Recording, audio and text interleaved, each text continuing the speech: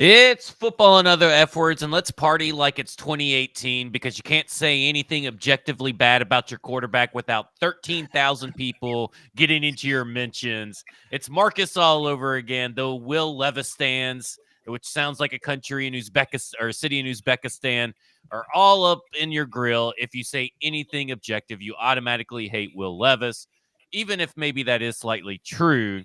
I think you can objectively say that he's not lived up to the hype. And I think that's safe to say. And we'll talk all about Will Levis. We'll talk about special teams, Rand Carthon, and what will Miss Amy do just in case. We do need to cover it. What will she do if the Tennessee Titans lose to Malik Willis? Because she has proven that she does not take kindly to embarrassing losses, and that would be an embarrassing one. Of course, this is Football and Other F Words. I'm Zach Lyons, co-host of Blaine and Zach. We're working on a name, still waiting on that approval.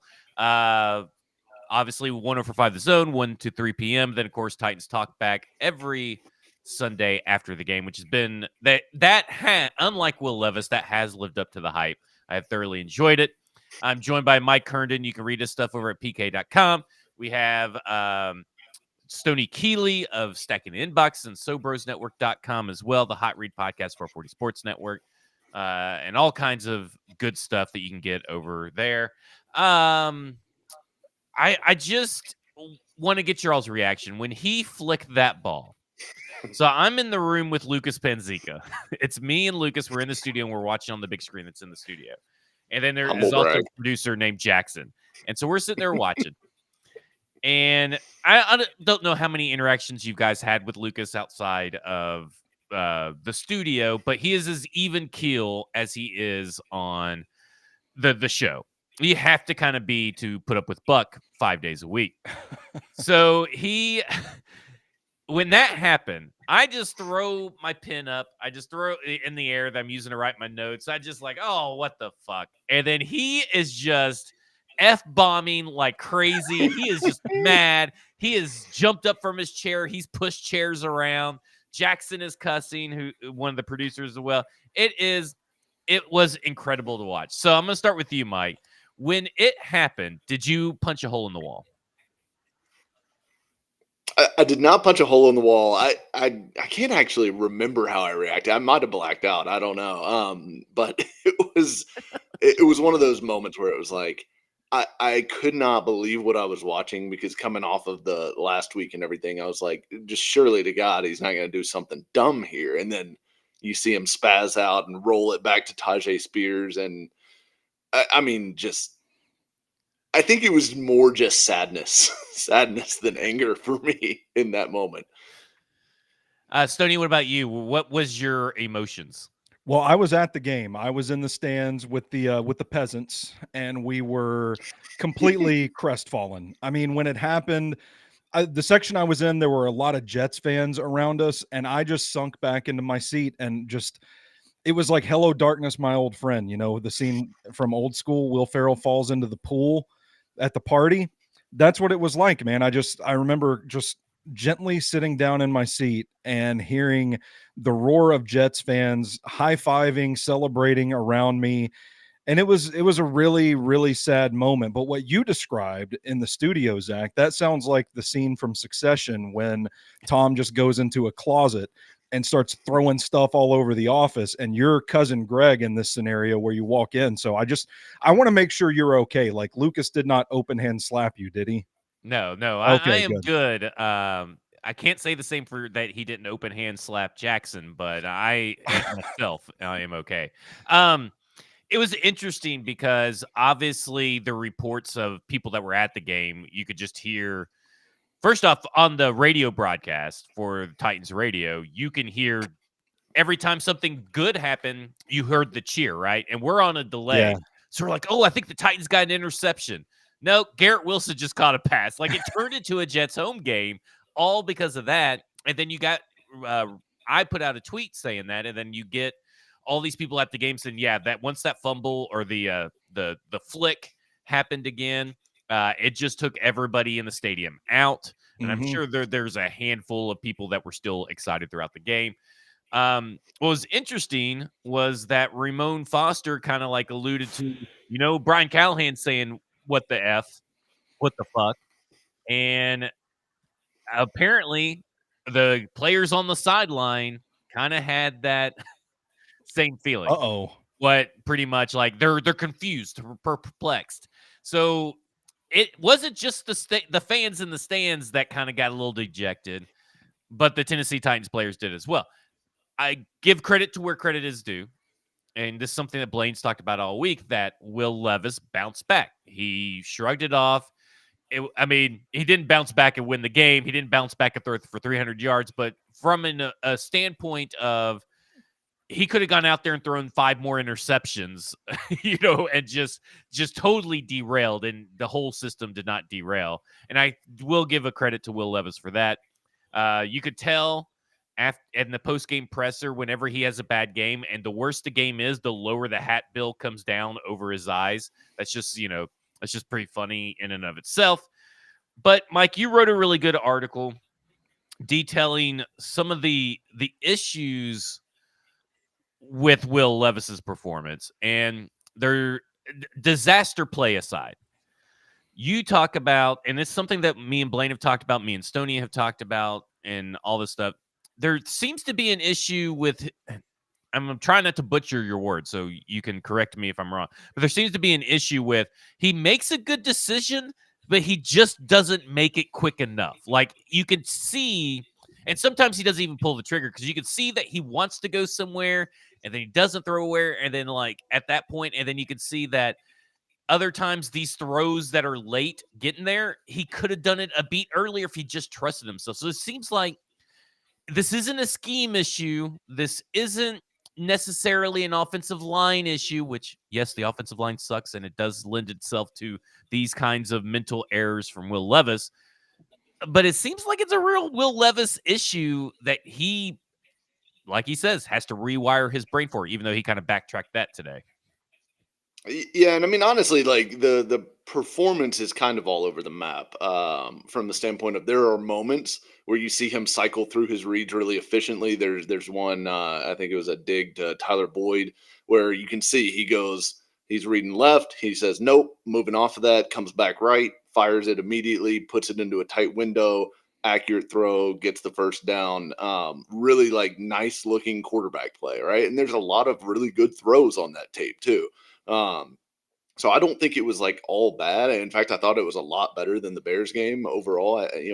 If you That's didn't like have saying the that disaster Malik play, Willis from year 1 is better than Malik Willis year 2 is better than Malik no. Willis. This looked like a real NFL quarterback for most of this game, which Malik has still never looked that way. But he looked like a real NFL quarterback for most of the game. If you did not have the Superman roller, right? Like if that play did not happen, I think the whole theme of the week is a lot different. If the Titans lose 24-20, the game goes the same way the rest of the game, except for, That's also what we said last week, by the way. Well, no, but I mean, Levis was bad last week, even outside of that interception, in my opinion. I thought he was a lot better this week, setting aside again that awful play, which you can't really set aside, because it's kind of like, I relate it to like cornerback play, or offensive line play. You can play great at corner for 39 snaps in a game. You can have your guy locked down. If you fall down and give up an 80-yard touchdown in a big moment, you've had a terrible game, right? Like that's what there's it comes an example down in to. this game, right? The Tennessee Titans defense, right, held Breece Hall and Braylon Allen to under 2.5 yards per carry apiece, except for they gave up 2 big explosive runs that cost them the game, and one of those is Amani Hooker's fault. Like, exactly to what you're saying, but you can't get rid of that. Those are there. Right. You can't wash those away. You can't just ignore that, because it's, it is a part of it, and it's something that he has to eliminate from his game completely. Like, right, like you cannot have you're going to have some dumb plays every now and then. You're going to throw into double coverage sometimes. It happens, right? But you just can't have these plays where you just do like spaz out and like black out and do something crazy for no reason. I mean, that play was going nowhere. Like, I don't know what he was trying to gain from that, again, for the second week in a row. So like, You can't continue to have those plays happen. But setting that aside, because otherwise you can only talk about that so much, right? And we have to evaluate the other 39 plays or whatever he made in this game. The rest of it was largely good, although he does get stuck on reads sometimes. Like he will get stuck and he's just staring at it, and won't move on. From And I hut don't know if that's a from hut trust to in the from scheme to issue. pass. Like Am I spazzing out again myself? No. I'm saying it's from hut to pass. He's just like watching from the whole time, just going right with him. It's maddening. I think you're on a delay or something. Are you not hearing me? Did I mute myself? I can hear you. Okay. Has he muted us? I don't know. I don't know. This is part of the adventure of football and other Oh, efforts. I can hear you guys. Can you hear me now? Yes, we can hear you now. Yeah. I was saying that from, hut to the pass, he's like staring the guy down the whole way through.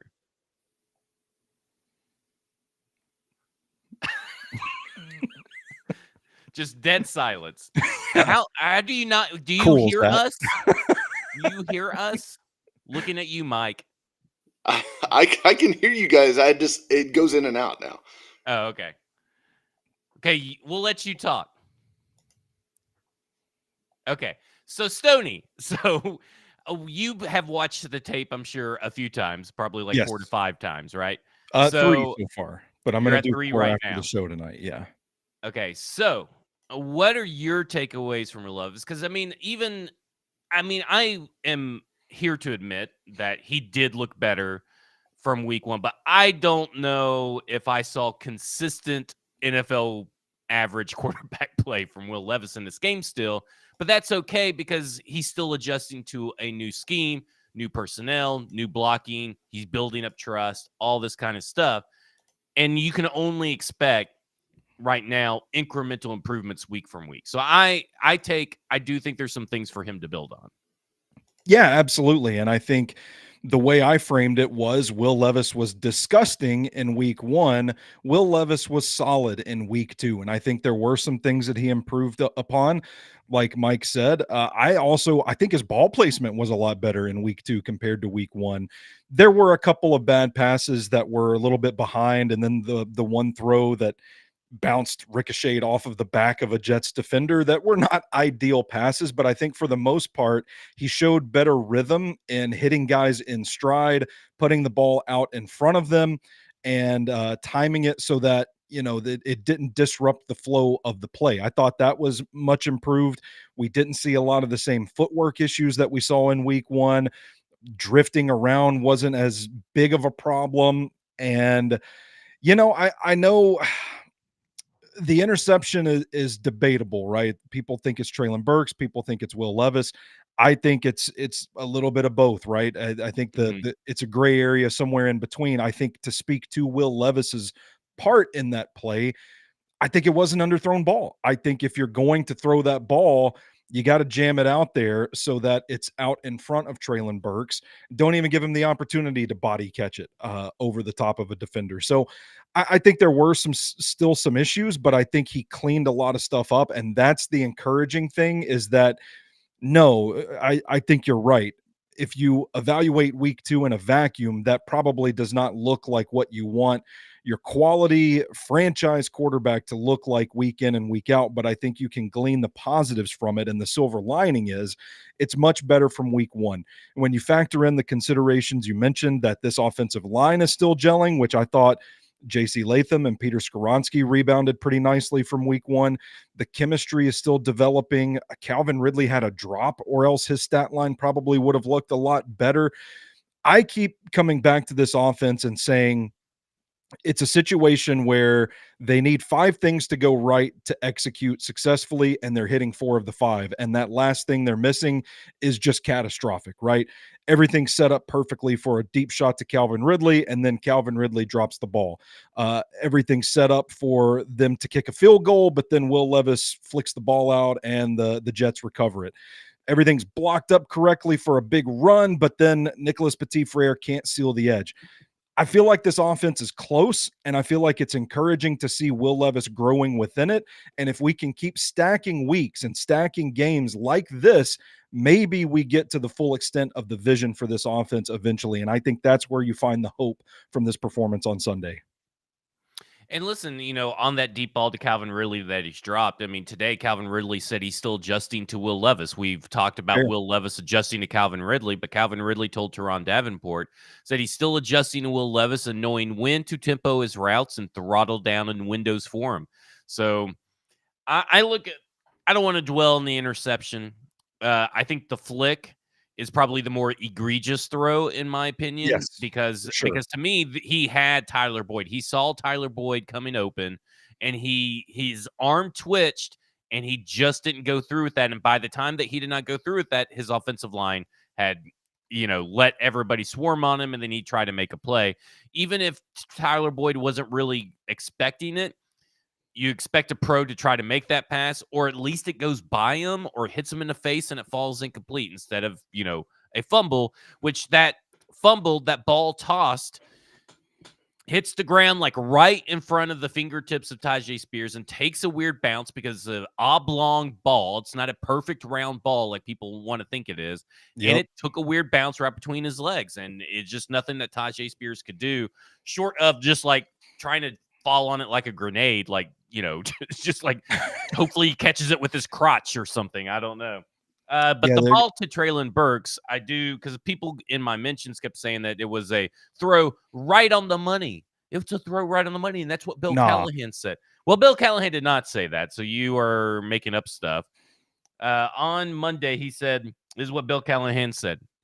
Bill was in, the ball was in a spot where he, Traylon Burks, couldn't go all the way up to get it. He had to go, turn back, and the defender was running through him. That's not a ball right on the money. Like, we just got to call a spade like a spade. Is it a catchable ball? Should Yeah. Traylon Burks have not tried to catch it like an idiot? Yes. Like I a mean, like a I child don't think anybody bowling. could dispute that. But I mean, it was an underthrown and a late ball. Yeah. That was the big thing to Mhm. me, and that's part of what Mike talks about, is like this timing issue, this trust. And I think it goes back to the offensive line last year, and that he's carrying over some of the fears and the harboring. And listen, this offensive line has not played well in 2 weeks, but at least has had 50% or 75%. Wait a minute, what's 3 divided by 5 here, real quick? Brother, you were asking the wrong guy live on the Hold air. on. We're gonna do it live on the air. So 3 divided by 5, 60% in both weeks of the Tennessee Titans Yeah. games. 60% of the offensive line has played well, which is a tremendous improvement despite the individual performances. It's been a tremendous improvement, because last year it was like everybody sucked. This year, just not everybody's on the same page. And for whatever reason, it's like, well, if it's like the left side zaps the strength of the right side, or the right side zaps the strength of the left side. At least Lloyd Cushenberry is. That's what I'm worried about the most, is that this week Lloyd Cushenberry is going to be the one that sucks, and the left side's going to be really good, and the right side's going to be really good. But from the state of the offensive line and Will Levis looking to build trust, I could see why he sometimes is hesitant to pull the trigger, or hesitant to drift one way or the other, and all this kind of stuff. But at some point, I was watching the Green Bay Packers today, and I was watching their defense because I was trying to see, how often they blitz. What did the quarterbacks look like when they blitz? And I'm watching Jalen Hurts, and Jalen Hurts just was insanely good, by the way, against the blitz for that game. Yes. Just to let you guys know, I have 1, 2, 3, 4, 5, 6, 7 blitzes by the Green Bay Packers, which they don't blitz a lot, which is something we'll talk about later. Hurts throws an 18-yard touchdown. Ball complete to 20 yards to A.J. Brown. Ball complete on a safety blitz, 5 yards to Saquon Barkley. Linebacker blitz, perfect pocket. Bullard falls down and allows a 21-yard gain to Calcaterra. No, what's the other one? Goddard. Goddard. He then dirts it in front of because of an Isaiah McDuffie blitz. Then he goes for 11 yards and 16 yards. So he only had one incompletion off blitzes by the Packers. Well, But he stood in there and took some shots. And that's what Will Levis used to do last year. If you remember, and listen, and that was early on, but there are times where he's getting drugged to the ground, taking the hit, absorbing the hit, and he's just flicking it. It's an arm flick. It's one of those Anthony Richardson arm flicks, and it was perfect. Now it's like he doesn't even want to take a hit, but he wants to go and run and take a hit if unnecessarily. But now he won't take a hit to try to stand in the pocket and make a play, which is kind of concerning. Well, it speaks to Mike's point about the timing issue. I have framed it as his clock seems about 0.5 seconds behind everybody else's clock on the field. When you get in those moments, if you're gun shy, if your decision making is just the slightest bit late, you're thinking make a play, and by the time you think, oh shit, maybe I shouldn't make a play, the ball's already out of your hands. You've already committed just enough to kind of lose control of that situation. And that's what it seems like to me. Jalen Hurts did a fantastic job of identifying where the blitz was coming from and attacking the spot that the blitzer was vacating in that game as well. Really heady stuff. The protection was good. That's where you kind of think like, okay, this is, if they're going to do this, you have to make them pay in this matchup. And it's something I think is fair to question. Do we trust Will Levis? Has he shown enough to have any reason to think that he would execute in those situations? And that's where it gets a little hairy for me. Mike is back with us. He looks a little frustrated. Maybe I could just send him questions via the chat and he could answer them. But Mike, we're going to try this, and maybe I'll try to just talk a little slow, see if your internet can catch up or whatever's wrong with it. Ever since we've done Restream, something has to do with Restream and Mike's computer. Mike, your thoughts on the offensive line and holding back this offense? Okay.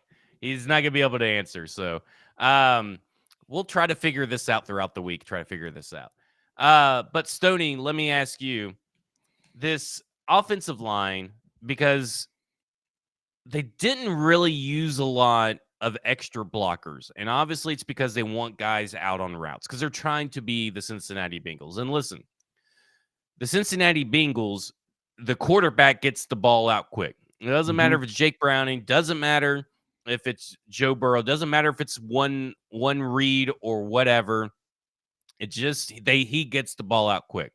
Levis is having that issue. A lot of his plays, he's holding on to the ball over 2.5 seconds or longer. And that's not good when you have a bad offensive line. He has to make quicker decisions. But to move over to the play calling, which I found that the play calling has been good, and it's going through its growing pains as well. I feel like the Tennessee Titans and the play calling need to have a quick passing game. And I feel like they do. They have those options, but Levis is not going through the progression. So how can Brian Callahan, Stoney, help Will Levis? Yeah, I think there's a part of it that is square pegging around hole kind of deal with Will Levis right now. I think he's shown through 2 games. I don't know that he's ready to just like take the reins off and run the full extent of the offense, because you're right. I think you watch some of the plays. I think the calls are fine. I think the concepts are great, and you can see flashes of real potential with this scheme. And Brian Callahan alluded to it in the media availability this week about DeAndre Hopkins getting open and just needing to find ways to get him the ball. Specifically, that X spot that DeAndre Hopkins plays, he was getting open on Sunday. There were moments in the first game where Treylon Burks in the X role filling in for Hopkins was getting open, and Will Levis either wasn't seeing him or there's still just that hesitation of him learning the offense, so to speak. So I like the idea of more quick passes. I think, I don't know if you can start more screens is something that Brian Callahan has talked about. I don't know if you can work in more slant routes, quick inside routes. to just kind of get him going and get him into a rhythm as he continues to learn this thing. I think you could also help him out if you leaned into running the ball a little bit more. A really low percentage of 12 personnel usage, which is one back, two tight ends in this game. I'm surprised by it because when I look at the way this roster is constructed, you kept 5 tight ends on the roster. You've got 3 pretty good ones there. You have 2 really good running backs. I think you're kind of built to run the ball right now, and they are running the ball efficiently, but I think you need to lean into it a little bit more right now as the rest of it develops. So I think in a sense, my answer to the question would be maybe take your foot off the gas just a little bit and try to be a little more conservative. And I don't know if it's a case where philosophically they're just willing to take their lumps and they're just saying, no, we're just going to throw them out there, trial by fire. Same with this offensive line. We're going to put the 5 guys out there that we think are the best, and we're just going to go through it. We're going to run this thing at full speed, how we want this thing to be run.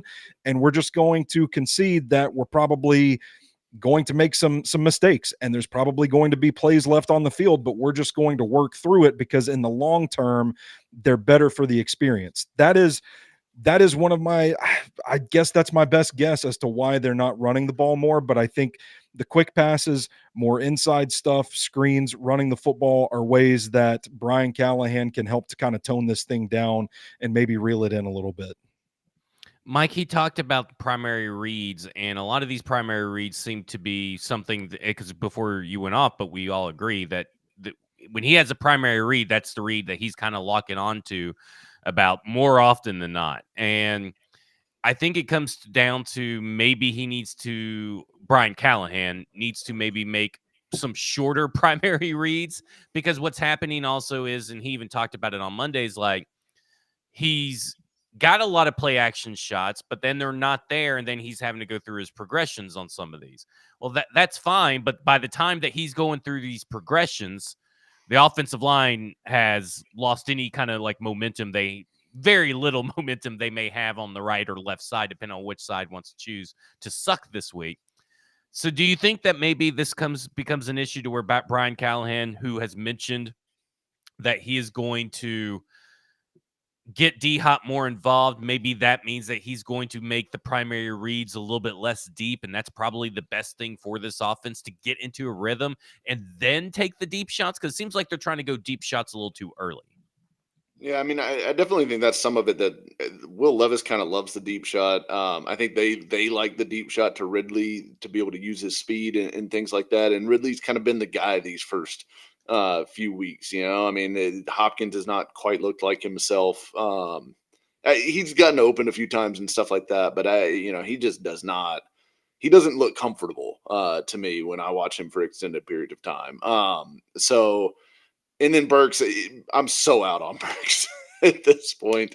So out. I wish they were out on Burks. Like, please let them be out on Burks. They don't have much of a choice. I mean, I guess you could stick NWI out there, but I mean, we kind of know what NWI is too. And I guess theoretically, I don't mind how they are trying to use Burks, but he's just not it.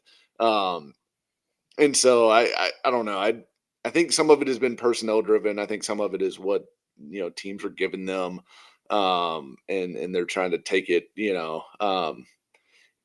They've tried to work the screen game a lot. I mean, that's kind of been hit and miss. I feel like they've hit a few kind of decent gains in the screen world, but they've also darted several, which is not great, obviously. So I don't know. It's a hard thing. I think a lot of it just comes down to, look, Brian Callahan just called his second game ever in his entire life as a primary play caller. Will Levis just played his second game in this system. Calvin Ridley, second, like all these guys, second game in the system, 6 new starters on offense. It's going to take some time to work out the kinks. You're starting, the youngest offensive line in football, on and on and on.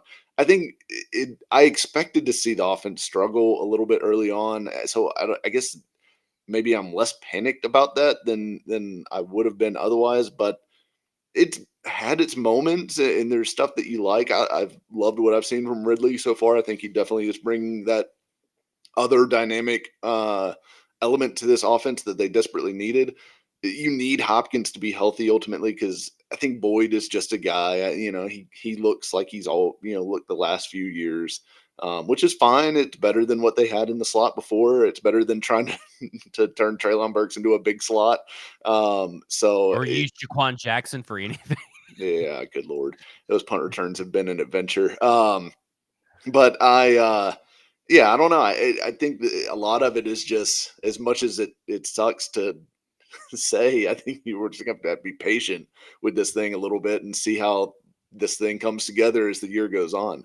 And they've got some cool concepts in there. I like some of the stuff they're trying to do. I just think we're going to have to be a little bit patient and hope that the flowers bloom as we get into October and November here. I mean, like, I look at it and I go, this is so much different than like the Tim Kelly, Todd Downing stuff. And obviously it was going to be, but like, it's refreshing to see guys are getting schemed open. Yeah. The quarterback's not getting that excuse isn't going to fly in 2024. They're like, oh, who is he supposed to throw it to? Nobody's open. When you say like he missed someone or he shouldn't have gone to this guy, whether that was Levis, Malik, or Tannehill, didn't matter. That was always the excuse. Nobody's getting open. Not right now. Let me tell you something. They are getting schemed open, so that excuse does not fly. The quarterback has to process better his top-down reads. It's not just one read. Like when Brian Callen says that it's a top-down read, that means you are allowed to look off your first read and go down. And if you don't, then you got to go through it, but you got to do it quickly. And that's what makes Joe Burrow so good in this offense. And yes, I understand, Joe Burrow the first 2 weeks looks like shit. Patrick Mahomes looks like shit. Yeah, they sometimes do. But the difference is that we've seen them be elite. Like, we've seen these players be good. We've seen the Ravens be good. Yes, I get that they're 0-2, but we've seen them be able to bounce back from this stuff. Like, there is proof. The proof of concept is there. Right now, the Tennessee Titans are trying to inspire confidence without evidence, and that's a tough thing to do. And that's a tough thing to do through the first few weeks, and they are trying to figure out who they are as a team on offense. They are trying to figure out essentially what plays work, what plays don't work. It's just that the bad has looked really bad, and I think that's my biggest concern. And I think the other big concern is like, okay, I was expecting NPF to have a rough day. Was not expecting, or at some point, was not expecting NPF to have one of the worst days of the last 4 or 5 years of any offensive lineman that's played for the Tennessee Titans. There's been some bad ones in there. Yeah, and nine pressures, sickening. And Jared Moore sits it right here. Like, Derek Carr, Baker Mayfield, Sam Darnold are elite, and everybody else is trash. Like, come on, Geno Smith. We got to understand week 1 and week 2 is not indicative of the entire season. Well, I do think it is, not to get off of Titans necessarily, but the NFL at large is interesting right now because offenses are all kind of struggling at the moment, which has been a huge talking point early in the season. And if you look at some of the quarterbacks that are excelling, like some of these guys are just, it's like a testament to, you do kind of have to be patient sometimes, because think about like Baker Mayfield, where he is in his career right now. How much better off would the Browns be if they just sat through the suck with Baker Mayfield? Like, wouldn't they be a lot better off right now? What about or Sam can I play Darnold devil's advocate that him going to Sean McVay and then him going to maybe he needed that, yeah. Tampa Bay maybe is better than but him staying I mean, for the Browns. I do think the Browns coach is good. Now I don't did he get there before Baker left? I can't remember if they had a season together or not before they parted. Kevin O'Connell, yeah, or who are you saying? Yeah, Kevin O'Connell and Baker. I can't remember if they overlapped at all or not. I don't think so. But yeah, I think if you'd sat through the suck with Baker and you got Kevin O'Connell to him, I think maybe that would have been better at this. It definitely would have been better at this point. But Geno Smith in the Jets, Sam Darnold in the Jets. Like, obviously the Jets have Rodgers now, but Geno Smith looks really good, like legitimately good, and has for a while now. I think sometimes it does take these guys a little bit of time to put it all together, figure it out. You've got to flash at some point. That's right, Stefanski. O'Connell's with the Vikings. I was getting Darnold and the Browns mixed up there. But anyways, yeah, I do think that it's interesting seeing some of these quarterbacks excel later in their careers with other teams and things like that. Now, it's not going to stick. Like Baker Mayfield isn't going to be the number one guy in QBR at the end of the season.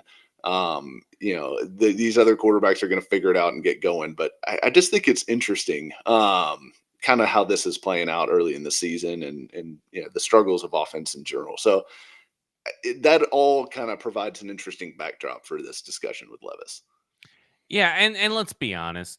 I mean, Will Levis is not Bryce Young, because I know that is the big topic and Oh. all that kind of stuff. But like, I mean, look, I'm a big Bryce Young guy. I thought he was going to be something, and it really is not his size that is holding him back. It's just his actual talent, which is wild to think, because everybody was like, well, the only reason he's not going to be any good is because he's small and he'll get injured. And this dude has taken a beating. He had 62 sacks, but he's just not good. Like, it's kind of wild. I do think his size is part of that, though, because I mean, I think he's having trouble actually seeing the field at times. And in fact, if you the most recent Athletic Football show, they had Steven Ruiz on, who's a big Panthers fan, and I've got love-hate relationship with Steven Ruiz, but he is a big Panthers fan, and he was talking about Bryce Young, and he said he watched him 4 times in this most recent game have to jump to try to get a pass off over the offensive line, and he was like, it's just a horrible habit, and he was like, I've never seen a quarterback do that before. He did it 4 times in that game, and he was like, that's when I knew it was broken. Yeah, at least Will Levis has only done it twice. Well, Will Levis, he jumps in a different way. Yeah. But I do think some of it is, it's a guy that has size issues, and he's also been very stinky. So, Yeah. and He's worse been than one of Levis. the worst quarterbacks you could possibly watch. Like, it's just There's not not even good. been Like, games really where it's like, oh yeah, that kind of looked like it. Like Levis has the had games closest was the where you're Tennessee like, Titans game last year. well, they only scored 10 points in that game, right? Yeah, but I mean, that's pretty good for Bryce Young.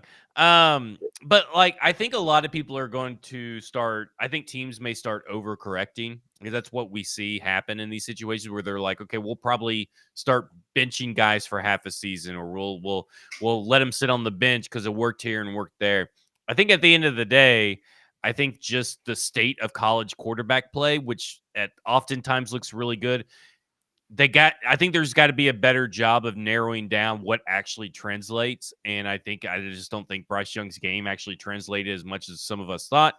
Will Levis is having issues, but his issues showed up on tape. CJ Stroud is far exceeding expectations, but had he gone to the Panthers, like, there's so many caveats when discussing quarterbacks, especially rookie quarterback. If he'd gone to the Panthers, probably would be better than Bryce Young, but we probably wouldn't be talking to him about him in the same vein as how we're all talking about CJ Stroud now.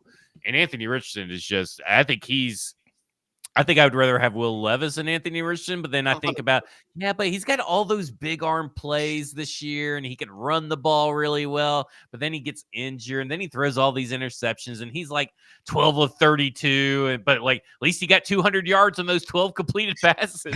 Like, it's just, Anthony Richardson, I could not imagine being a Colts fan right now. Ben Hall asks who's better, Bryce Young or Levis. Maybe he means Levi's jeans, but because I don't think there's a contest. I think Will Levis is better than Bryce Young in the NFL for sure. And people, I've been asked this on Twitter multiple times now. They keep asking me, like, would you try to trade Levis and a pick for Bryce Young? And I'm like, what? Like, the Titans aren't giving up Levis and a pick for Bryce Young. Like, the pick would have to come from the Panthers to even consider that, and this Titan still wouldn't do it. I mean, Levis, for all of his warts, and like we've talked about those extensively over the last 2 weeks, he at least has potential. He still has, like, he is flashed enough that, like, you could see if he could not black out and do dumb shit every now and then, and start to get comfortable in the offense. And I do think Brian Callahan talked about it. Was it today or it may have been Monday? Talked about reps in the offense, and like, especially directly in a relation to a question about sticking on your first read and everything. And he said, it ultimately comes down to, you've got to have reps. You've got to have reps in the offense. That's the only way to build comfort. And I think that is where we're at. And like, that's an unsatisfying answer for everyone who wants to like know why it's not working or whatever. But I think ultimately it is reps in the offense. And if Will Levis can get there, part of that is staying healthy, not being an idiot jumping into people. We saw little teensy bit of progress in that this week. He fell awkwardly instead of, He's jumping like into an an armadillo.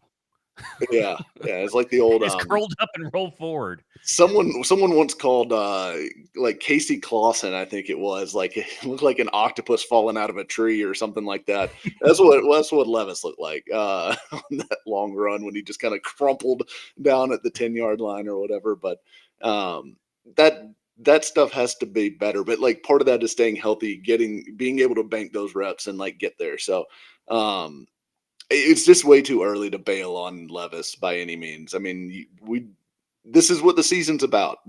Strap in, because it is the Levis coaster 2024, and they're going to ride it till the wheels fall off one way or another. Yeah, and listen, we don't know how this regime views the wheels falling off. We don't know when the owner will come down from the ivory tower to declare something else that needs to change because of an embarrassing loss. So there's a lot of wild cards. Everybody's like, oh, well, he'll have till the end of the season. He'll have to, 8 weeks, 9 weeks. To be honest, I'm just kind of throwing it all out there. I have no fucking clue if he doesn't start winning, if they don't start winning games, even in spite of his play, I have no fucking clue what this leash, their patience of anybody that can make the decision is at. But I want to switch to special teams because my patience has ran thin on special teams. And it is utterly ridiculous, Stoney, that we have seen in 3 games, the last 3 games that Ryan Stonehouse has played, 4 blocked punts, even though one of them technically a fumble. But 4 free rushers, pretty much, because I know Jack Gibby was just hanging on like a sloth on on that one guy, but it's technically a free rusher. Julius Chestnut, Mike's guy, who loves Julius Chestnut, had to have him on the team, blew a block of horrific proportions, just stood there, hesitated, then went out and just let the guy run. Like, I don't know what he was thinking. I don't buy this like idea that, oh, well, maybe he was thinking that the guy wasn't going to run. No, dude, you let him go by you. You gave him the free lane. So I'm kind of like just over it.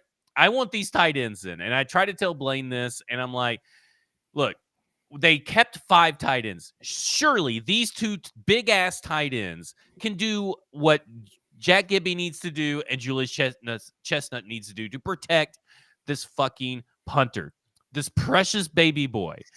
And they got rid of all. And look, we can make fun of Mike Vrabel for, you have to play special teams, blah, blah, blah. Well, I've kind of seen the opposite side of things where you don't have to play special teams to make the team on the back end of the roster, but God dang, they need it. And so, Stoney, I'll start with you.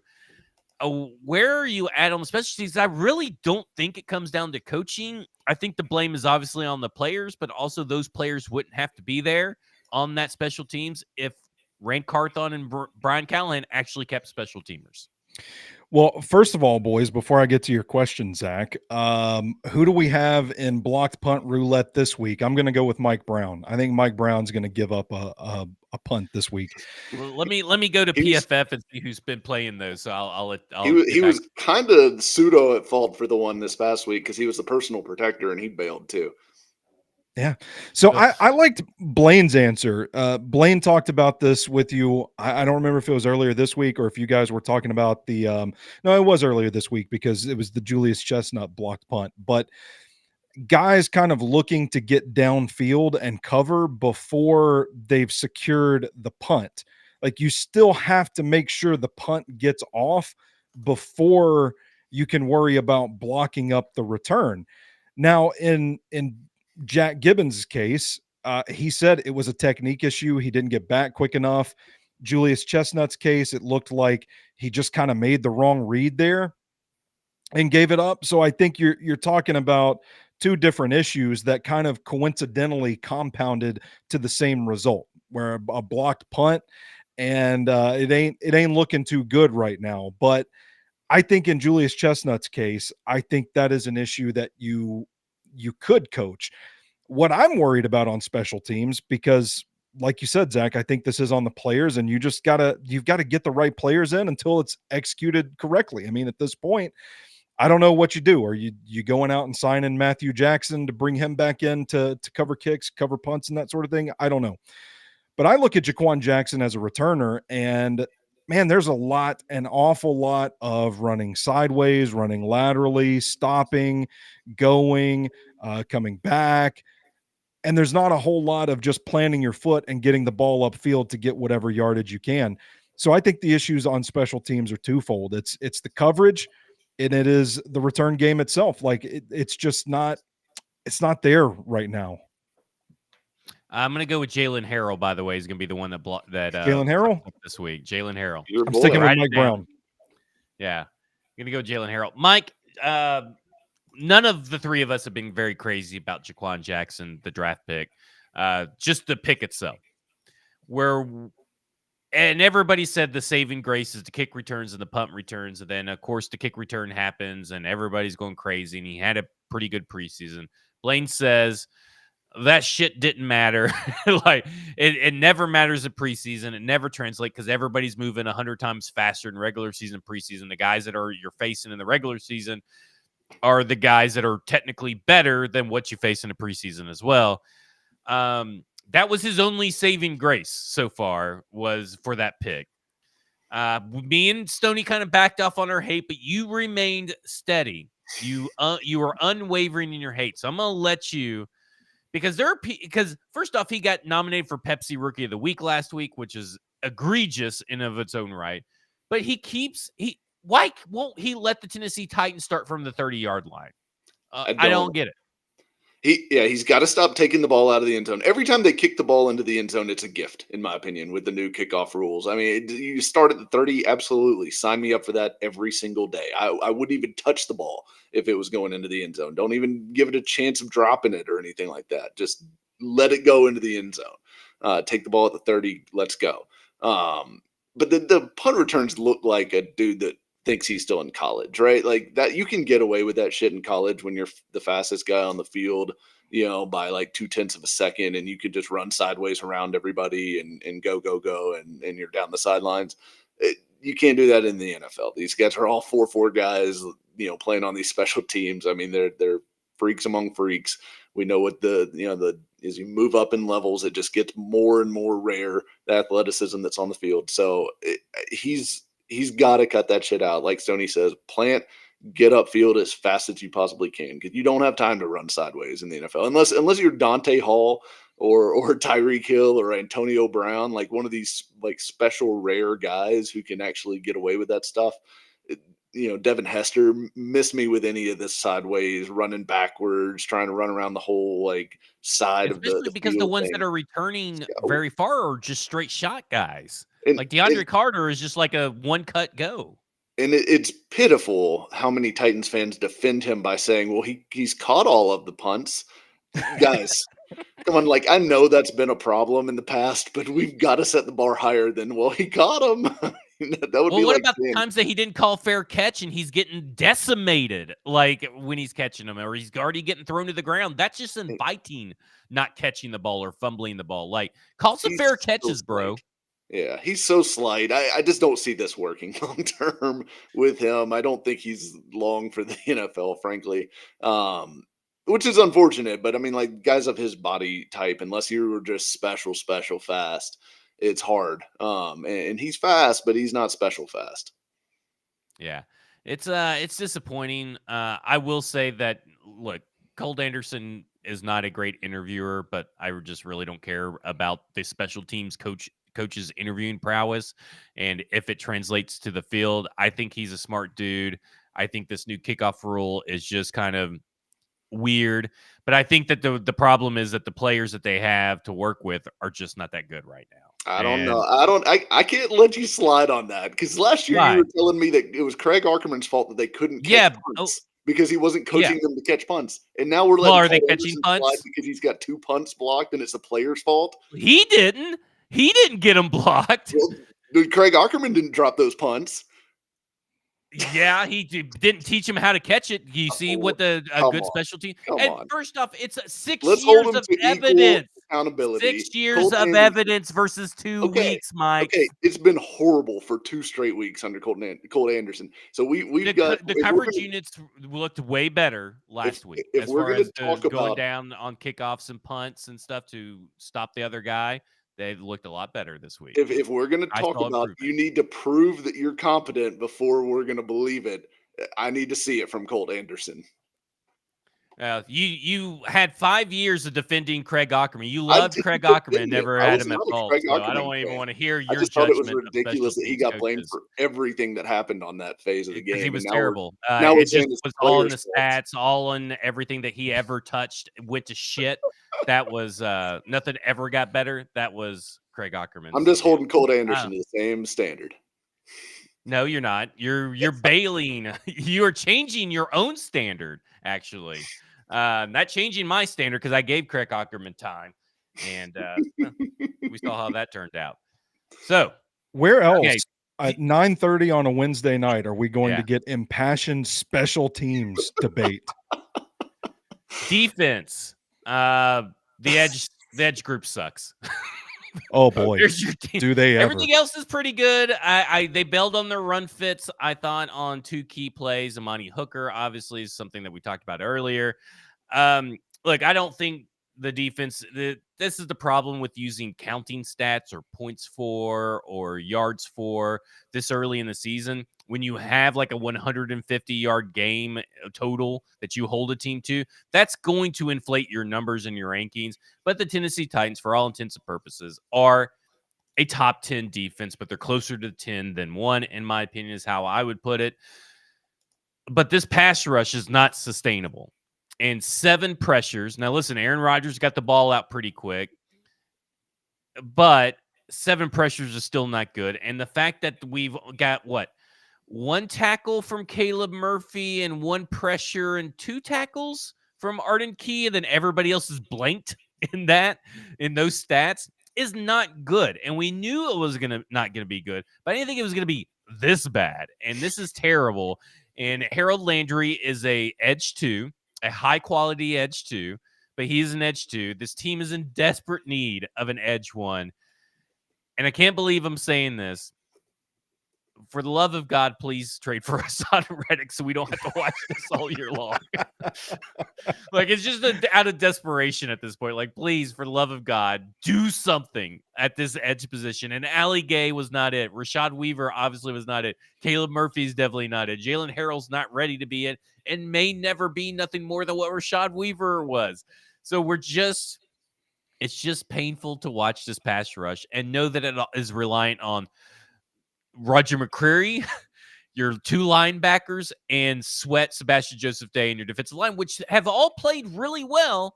It's just I would like them to play really well, not having to worry about the rush all the time. Because if they are not rushing, they're not getting pressure. So, Mike, what's the solution? Is it just a grin and bear it at this point? And it's kind of like this is the each take your medicine kind of deal with this edge group?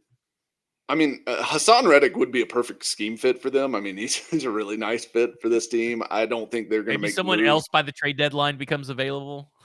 I think when you start looking at salary cap projections into next year and everything, if you traded for Reddick and gave him the contract he wants, you're going to be tight against it. And I don't know that this team wants to be capped out heading in next year, basically, with the current roster, especially since he might need a right guard and a right tackle.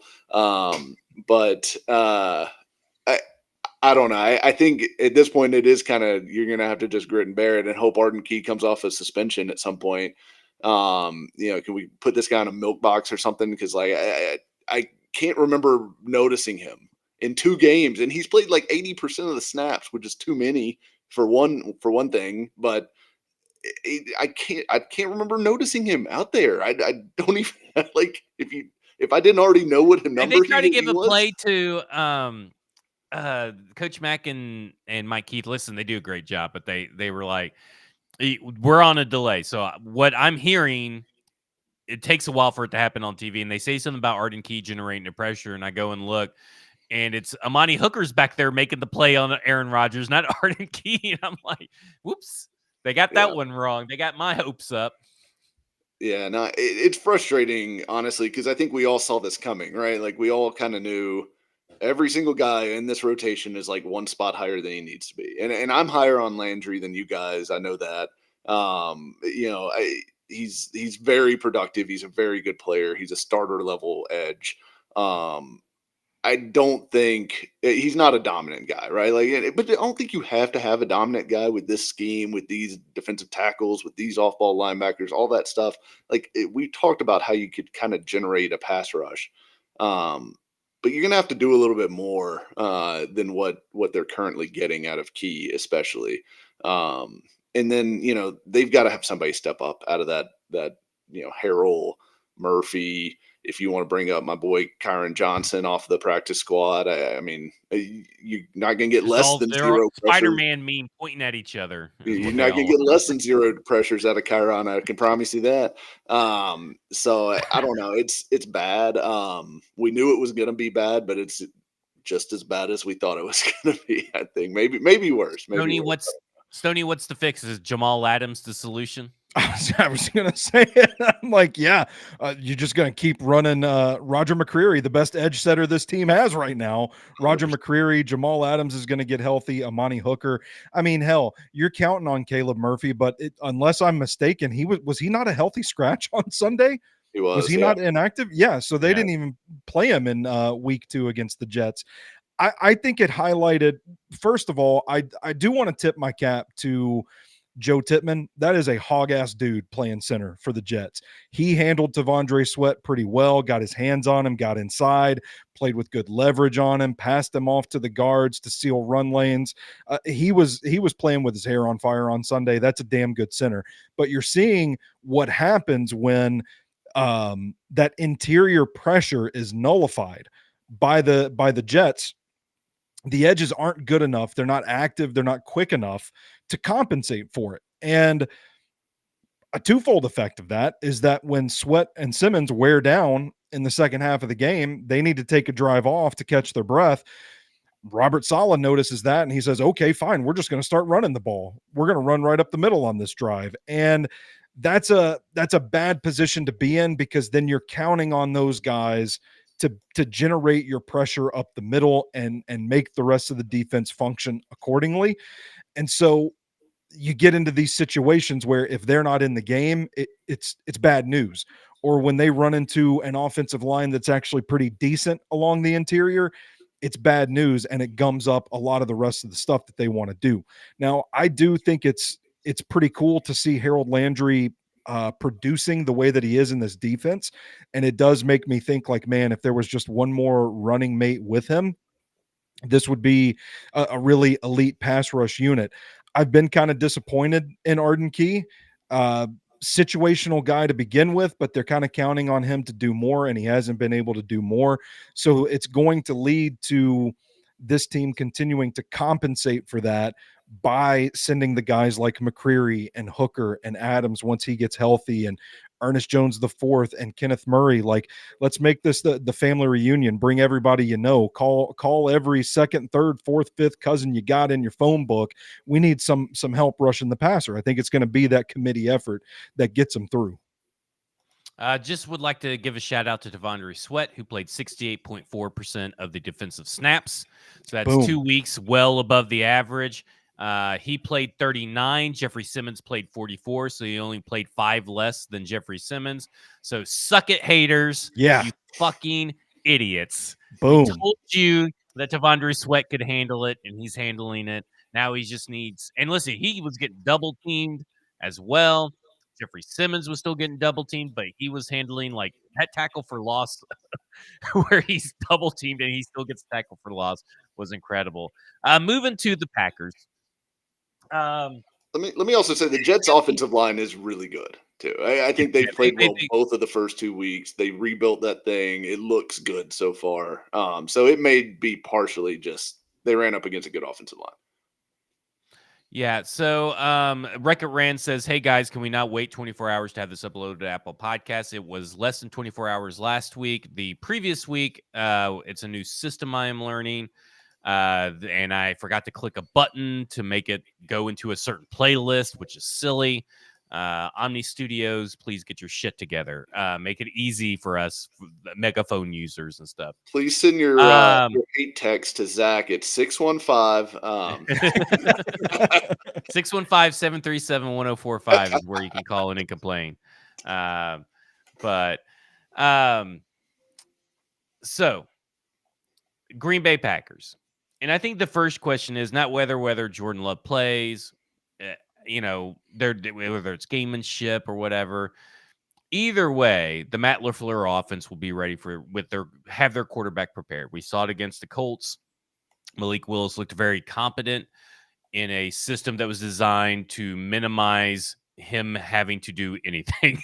Like it was just very easy for him, which is good because that's what your offensive coordinator should do. So in this scenario, Malik Willis plays well enough. The Tennessee Titans, Malik Willis looks better than Will Levis does, and the Green Bay Packers lose or win.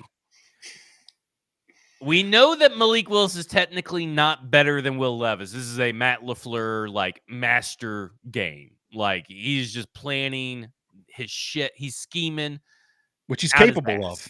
By the way, which he's totally capable of. Yeah. So, but if they lose, the Tennessee Titans, Amy Adams-Strunk is known to not take these kinds of games well. She is known not to take 0-3 very well. Well, not 0-3, but a losing streak. And a losing streak that looks like this, and to lose 2 home games right off the bat, and one of those 2, the quarterback that you traded away, that it sucks. And she is the one, according to reports from Charles Robinson and other people, that pushed ownership-driven to get Will Levis here. When she fired Mike Vrabel, it was all for Will Levis. We are building around Will Levis. Everything's for Will Levis. So she's obviously a Will Levis fan. But we have seen her be a John Robinson fan, and then they got their butt whooped at Philly, and John Robinson's gone. We've seen her being a Mike Vrabel fan, and Mike Vrabel went up and spoke on his bye week up in New England, then went on a big losing streak, lost the locker room, and boom, he's fired, which all sounds all fair and good. But will she not be a Will Levis fan anymore, and will she push for changes? Or is Rand Carthon going to be a scapegoat, or does nothing happen? And maybe that she actually says, hey, we'll just wait till after the season to make any rash decisions. Are we going to see bad process Amy Adams-Strunk if they lose to the Packers, or good process Amy Adams-Strunk if they lose to the Packers? Mike, I'll start with you. I sure hope she doesn't overreact to a loss to the Packers. The Packers, I mean, even with Malik in there, I think they're a very well-coached football team. I think they've got a lot of talented pieces, both on offense and defense, although the defense has not played that great yet. So it's really it'll be an interesting game. But if they lose to Malik at home, will the fan base absolutely lose their collective shit? Of course they will. They would lose their collective and shit. Rightfully so, right? Well, yes, rightfully so. But I still think like we should be smarter than to make this a Will Levis, Malik Willis referendum game, because that book is closed. Like we've all seen these guys play. I don't think there's any question about who's better. They had a great game plan. I would love to know what the Colts fucking thought the Packers were going to do with Malik Willis last week, besides run the ball 50 times for 261 yards. I mean, what Gus Bradley should have been fired off of that game, like by itself. Unbelievably dumb for the Colts to lose that game. Now, Anthony Richardson certainly helped them along that trail, but they just got gashed in the run game. I was like, what did you guys think was going to be the game plan? Malik Willis got there like 2 weeks ago. and has not passed for over 100 yards in the game before. Which congrats to Malik for finally breaking through there. It's just that was mind numbing to watch that game. But anyways, we know Will Levis is a better quarterback. Ultimately, it seems like Jordan Love is probably going to play. So maybe this is all for naught. But you think he's going to play? A lot of people think this is gamesmanship. But let me say something, Blaine, and we're going to talk about it on the show this week. But Blaine did say that he'd rather have Jordan Love play than Malik Willis because Jordan Love can barely move. You'd rather have that as a defender than Malik Willis. Good process, Amy, or bad process, Amy, if the Titans lose to the Green Bay Packers, Stoney Keeley? Man, I don't even want to say, because I told everybody that would listen, no, John Robinson's going to get time to right the ship. He's going to get one more year to correct course, and he got fired at the end of last season. I said, you know what, you can make a strong case that it's time for Mike Vrabel to go, but I think he's going to get a chance to right the ship one more season, and it wasn't the case. I sit here and say logic would dictate it's still early enough in the season. We've heard Rand Carthon and Brian Callahan talk about playing the patient game, this being a bit of a long-term rebuild, 2 to 3 years. It's not going to happen overnight. You would think that those conversations have been had with Amy Adams Strunk as well. And you would think that everybody comes to their senses at the end of this game and just says, you know what, it's just the latest lump in a series of lumps we're going to have to take until this thing gets to where it's going. But with that said, I can't say that with any confidence because I've been proven wrong in John Robinson's case and in Mike Vrabel's case before. The thing that scares me to death is that Matt LaFleur is completely capable. Hey, don't forget Mike Mularkey, by the way. We should probably include Mike Mularkey in this. Yeah, too. Yeah, fair point. Matt LaFleur can scheme a game plan. He threw the kitchen sink at the Colts. They were running from a myriad of different gap schemes. They were running from several different zone plays. They were doing motions, jet motions, orbit motions. They had Malik. They had Josh Jacobs. They had Jaden Reed in the backfield at the same time. You know they're going to run the ball, and yet you still can't see where it's coming from. Is kind of how it felt on Sunday. And let me tell you something, Gus Bradley could have suited up and played on Sunday, and it probably would have given that defense a lift, man. Not good personnel. They were playing a lot of single high safety too. They were putting one safety back and then just loading up, and the Packers were still running on them. So you think like the Titans personnel is better schematically. I think it's a better defense. You don't think that it's going to happen to them, but it's still a possibility because I feel like Matt LaFleur is good. I think the Packers offensive line is a little underrated. There's a path towards the Packers beating the Titans. If they do, I'll be super bummed because this looks like a game that the Titans should win. And ultimately, that might be the thing that Amy Adams Strunk just can't swallow about it. And she forces the hand to Mason Rudolph. I'm going to hope that we get good process, Amy, and I'm not going to be surprised by anything. The speaking of the running game, they ran, excluding Malik Willis plays where he ran, they ran 5 different players. Okay. 4.7 yards per attempt on 47 carries. Yeah. Which is utterly ridiculous, by the way. I would fever dream.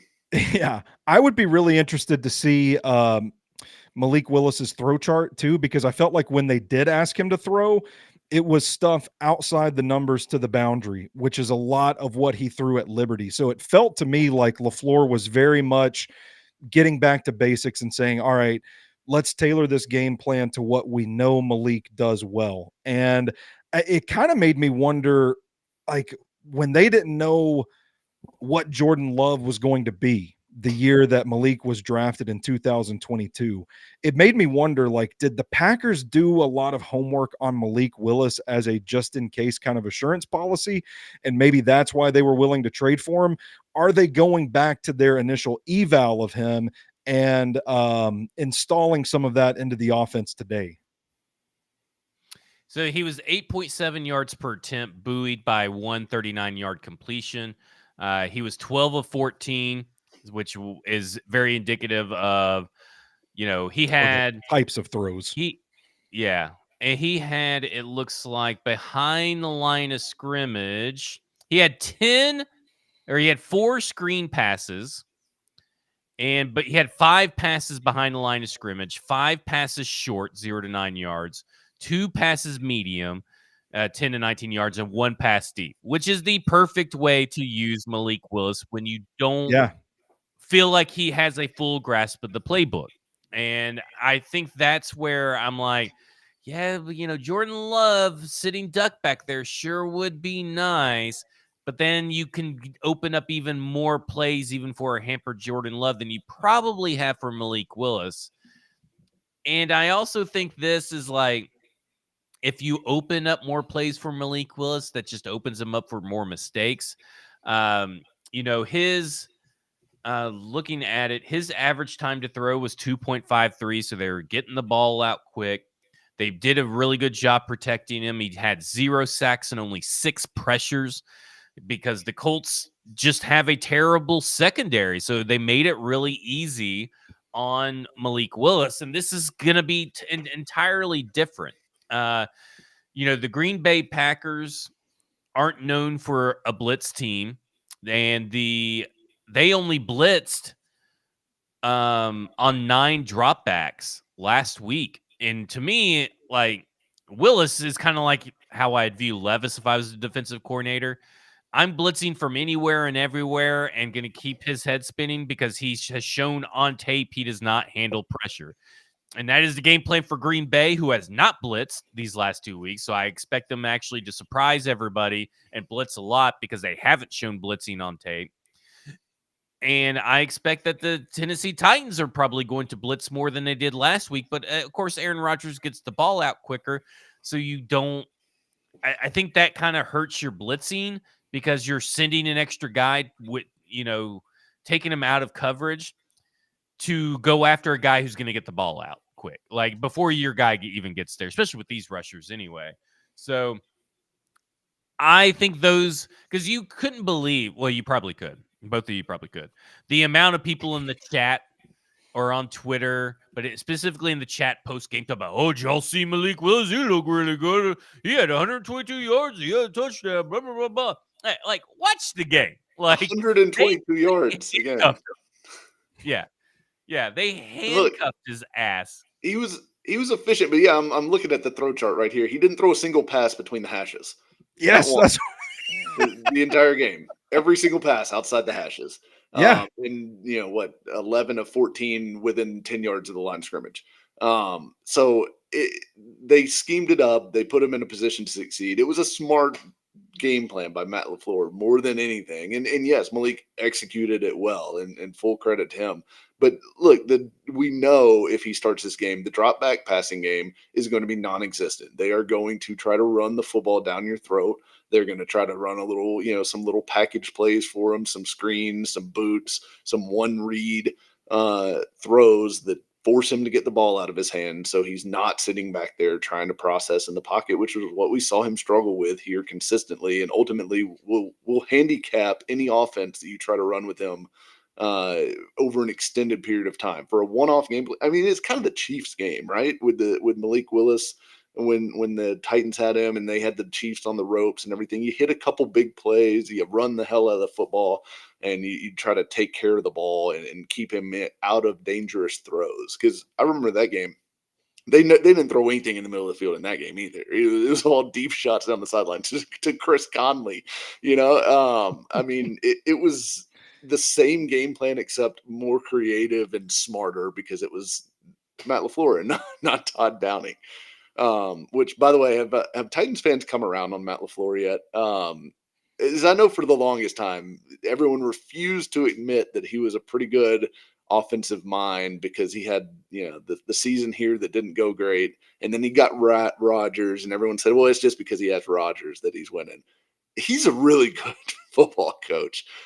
He's been phenomenal in Green Bay, and what he's done with Love has been hugely impressive. So I hope everyone's come around on that. But with it being Packers week, I felt like I had to bring that up because yeah, he caught too much crap from this fan base, I think. Now I always looking felt his back like in in-game retrospect. management was the issue for me. As him as a head coach was the in-game management, Yeah, like when to choose to kick a field goal, when to go for timeouts and yeah. stuff like that. But he's kind of improved upon that. Let me ask you guys this: back in the summer, around May, Brian Callahan was on the Athletic Football Podcast, and he talked about studying play callers. And one of those play callers that he studied was Matt LaFleur to improve his own, you know, abilities and take stuff from all these different coaches. Do you think that kind of provides maybe the defense some valuable insight? Because he can speak from the offensive coordinator position, Brian Callahan, and say, hey, here are the tendencies I picked up on when I was studying him. Here's what he likes to do. But again, it's Malik Willis, possibly not Jordan Love, but maybe there are some tendencies you can carry over. At least maybe because if they're going to run it, at least he has a good idea of what their run game schematically looks like and what to check for in certain situations. So I'll start with you, Stoney. Overblown or under talked about? I would say if you're going to put a gun to my head, I'm going to say overblown because of the Malik Willis factor. I think you can probably glean run blocking pretty effectively from the offense as it was with Jordan Love. But I think the thing that is also working against Matt LaFleur, I would assume, is after watching that Colts game, man, he emptied the clip with that run game. I mean, he threw the kitchen sink at the Indianapolis Colts. So if you go back and watch that tape, I think it's right there on tape what he wants to do, the depths of which his playbook goes for the run game, which is probably going to be the most important aspect of this game. If they find success running the ball, they may be successful in this game. So I think it's not to say that it's completely irrelevant because of the shift in quarterback, but I think if Love was playing, you could probably glean a little more from studying the play calling tendencies in the past than you would for what the current iteration of this Packers team looks like. Mike, overblown or under the radar? I've decided to change the second one. I think that is kind of under the radar. I think it's he will have more in-depth knowledge. 'Cause, yeah, I'm sure he does. He certainly doesn't study every single play caller in the NFL like that. And I think him being able to sit down with Denard Wilson, and it's probably this conversation's certainly already happened, and say, look, I studied this guy all summer. This is what he likes to do, because it would be with Jordan Love. It would be with all of the same weapons. I mean, because they basically return that same team in Green Bay, especially on the offensive side of the ball, almost completely intact. So yeah, I think it will be very relevant information, and I'm sure he has notes, from his time studying them, and can probably give you some pretty good tendency tells, and maybe even some player specific tells, because sometimes you watch a guy long enough, you start to pick up on, hey, if he, holds his arm in this certain way, or if he sets his foot just a little bit further back, it's a run versus pass. I remember La'el Collins had something like that I think Dean Pease had picked up on when the Titans played the Cowboys back in, like, I don't know, 2019 or 2018. It had to have been. And he had given, a tell to the Titans defense basically that, hey, La'el Collins will change his stance if it's run versus pass, and you can look at it and tell. And he picked up on it, and the Titans were prepared for it all game, and they kind of knew what the play was just by going off of Collins, and we're sitting there calling it out, saying, hey, there's going to be a pass, So I don't know if he'll have that. I don't know if they have tells like that, but if they do, then there's a better chance that maybe Callahan has picked up on that if he studied him in depth. Real quick, Imens on the F&M Bank YouTube chat. Titans will struggle covering both running back Jacobs and tight end Musgrave on passing downs. This is a good reminder to tell everybody that I was right about Luke Musgrave. He sucks. He has been a total non-factor for the Green Bay Packers through 2 weeks. Tucker This is also a good reminder. Tucker Kraft is a tight end to watch for.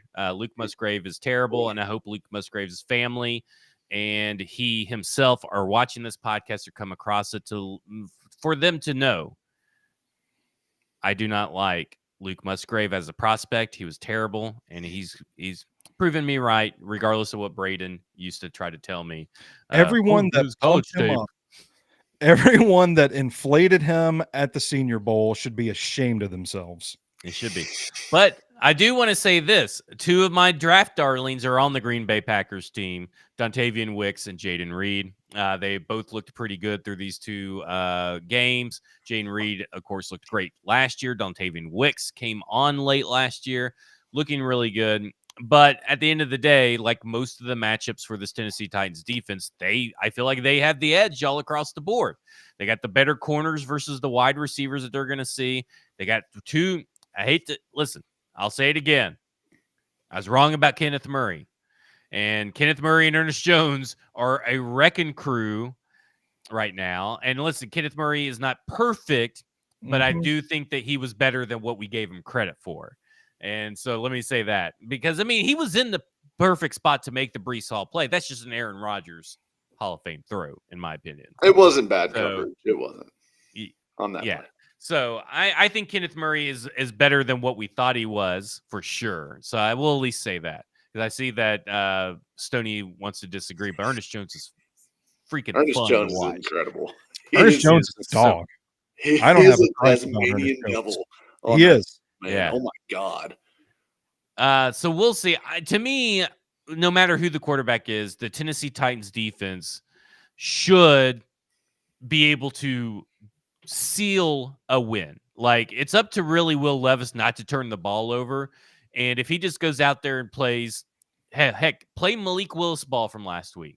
Be 14 for 12, be 12 for 14, 122 yards and a touchdown, and you're going to win the game. Like, that's at the point where you're at with Will Levis, and they desperately need to win this game. I think it would do well for Will Levis, whose demeanor has just looked like crap these last few days.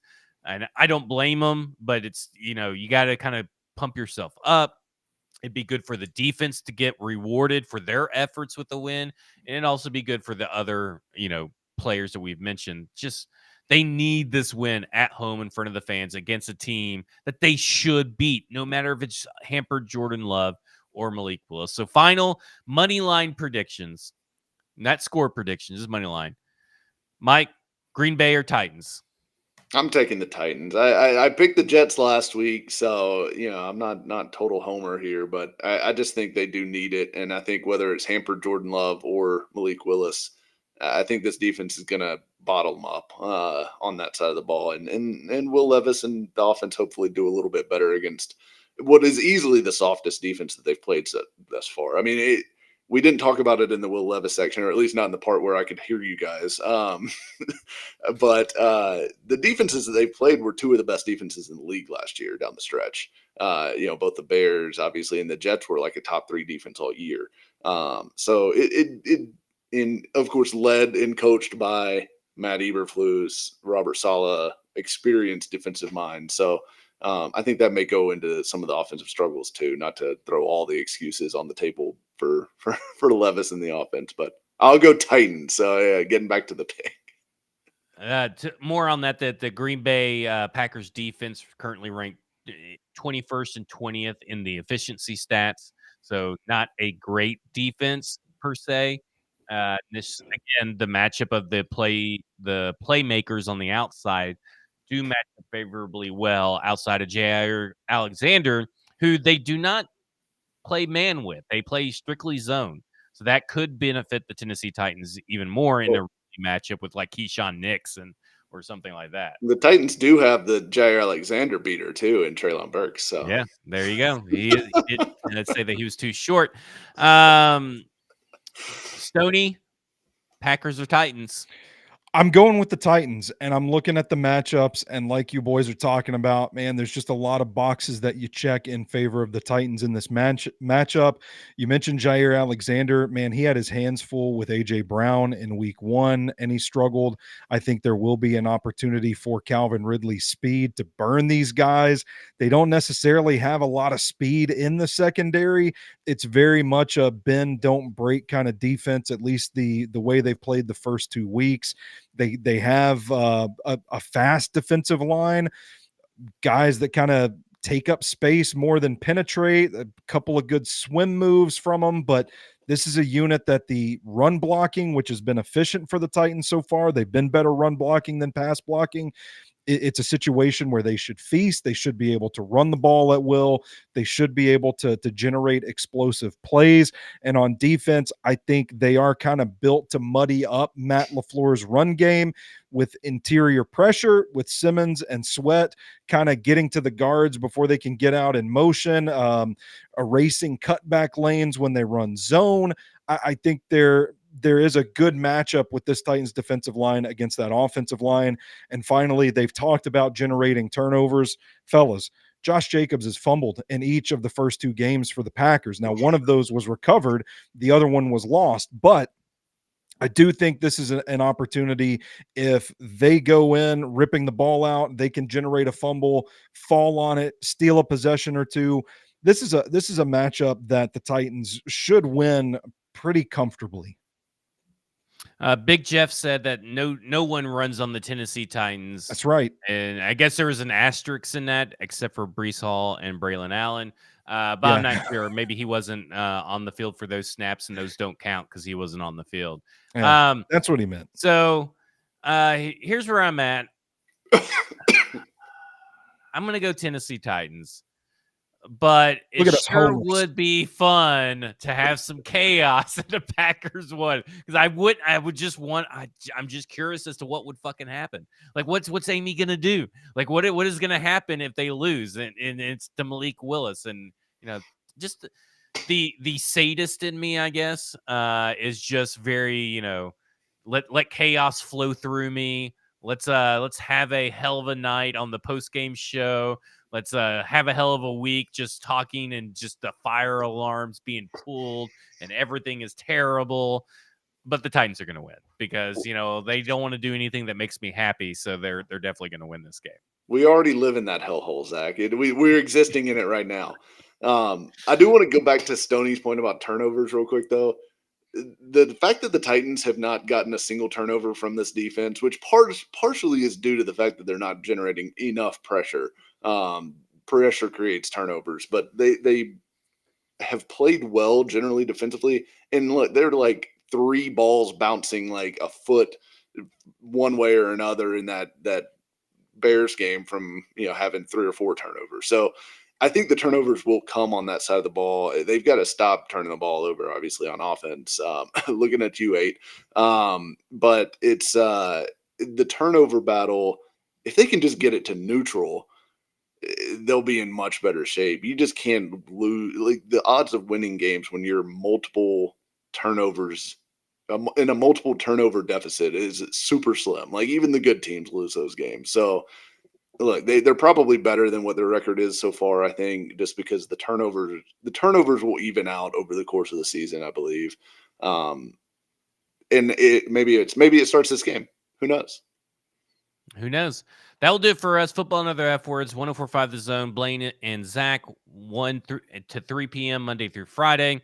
You got stackinginbox.com represented by Stoney Keeley and Sobros Network. And then you got PK.com with Mike. And, of course, Mike's crooked picture that everybody keeps pointing out every episode. Please get that picture. I'm going to get a level. I'm going to get a level over here. I'm not sure. I'm not sure it's level. You work in construction and architecture, and you have a crooked picture, and you need a level to get it straight. Again, I have a 4-year-old. It's touched. No wonder jet fuel melts steel beams with this kind of construction. That will do it for us here on Football and Other F Words, and we appreciate you guys joining out. We'll see you guys next week. After next week, hopefully the Tennessee Titans win to make let us have a little bit of joy in our life. Then, of course, we have the Monday Night Football game to look forward to, which is going to be interesting to say the least. But for everybody here, I'm Zach. This has been Football and Other F Words, and you have just been effed.